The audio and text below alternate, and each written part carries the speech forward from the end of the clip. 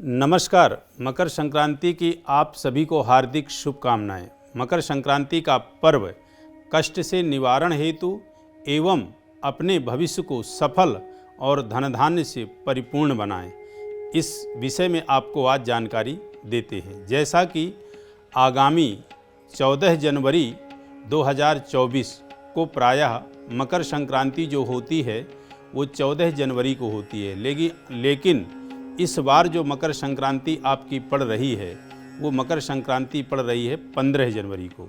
यानी सूर्य का जो राशि परिवर्तन है वो 14 जनवरी की रात्रि में होगा। यानी रात्रि में 2:44 के लमसम यह परिवर्तन हो रहा है, तो जाकर के वह 15 की सुबह हो जाएगी। यानी रात्रि में जो है 2:44, ये 14 की रात्रि है, तो इसका जो पुण्य काल मनाया जाएगा वो मनाया जाएगा 15 तारीख को। तो इस बार 2024 में 15 जनवरी को मकर संक्रांति का संपूर्ण पुण्यकाल मनाया जाएगा। यानी उसी सूर्योदय के बाद, कहने का मेरे तात्पर्य यह है कि लगभग 7:15 बजे से लेकर के और 9 बजे के अंतराल हर जगह पुण्यकाल यह शुरू हो जाएगा। जगह जगह की जो है स्थानिक पंचांगों के अनुसार, लेकिन इस टाइम के बाद शुरू हो जाएगा। तो 7:15 बजे के बाद आप जो है स्नान दान आदि पुण्यकाल का समय आपका शुरू होगा। तो 15 जनवरी को आप मकर संक्रांति को मनाएं, 14 जनवरी को नहीं है। अब ये मकर संक्रांति आपका है क्या खास? देखिए, मकर संक्रांति ये है कि सूर्य हर महीने राशि में परिवर्तित होते हैं, जिसको हम संक्रांति कहते हैं। लेकिन जब सूर्य धनु से मकर राशि में जाते हैं तो यह संक्रांति अपने आप में एक बड़ा विशिष्ट होती है। क्यों विशिष्ट होती है? क्योंकि यहीं से सूर्य जो है उत्तरायण होते हैं और अभी तक सूर्य जो है दक्षिणायन चल रहे थे। तो यहाँ से आपके जब सूर्य उत्तरायण होते हैं तो एक तरह से देवताओं का दिन होता है और दैत्यों की रात्रि होती है।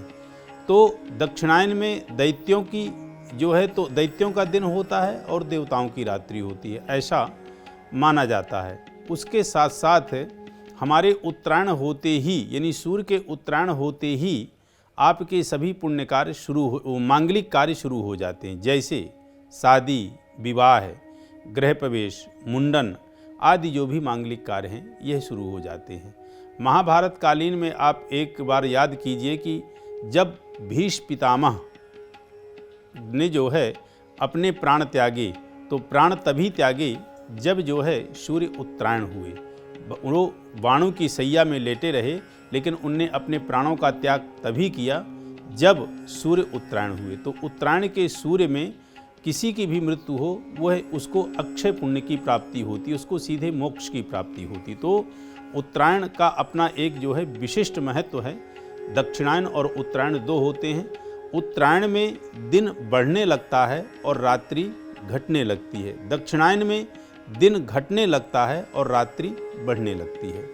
उसी प्रकार जो है उत्तरायण और दक्षिणायन में पुण्यकाल, उत्तरायण में जो होते हैं वो मांगलिक कार्य विशेष होते हैं और दक्षिणायन में भी होते हैं। ऐसा नहीं कि दक्षिणायन में नहीं होते हैं, लेकिन दक्षिणायन में जा कर के जैसे जो है देवशयनी एकादशी आ जाती है, उसके बाद दक्षिणायन के समय में पुण्यकाल का जो है अपना मांगलिक कार्य का कम हो जाता है। तो ये मैंने बताया आपको कि इस तरह से है। अब इसी में जो है आपको ये बताएं कि मकर संक्रांति में सूर्य की स्थिति बड़ी विशिष्ट हो जाती है। सूर्य अपने पुत्र शनि के घर जाते हैं और वहाँ पे जब भी कोई पिता अपने पुत्र के घर में जाता है तो पुत्र उसकी जो है बहुत सहृदय सम्मान उनका जो है स्वागत करते हैं। तो उत्तरायण के सूर्य होते ही जो भी व्यक्ति सूर्य की आराधना करते हैं उनको वांछित फल जो है प्राप्त होता है।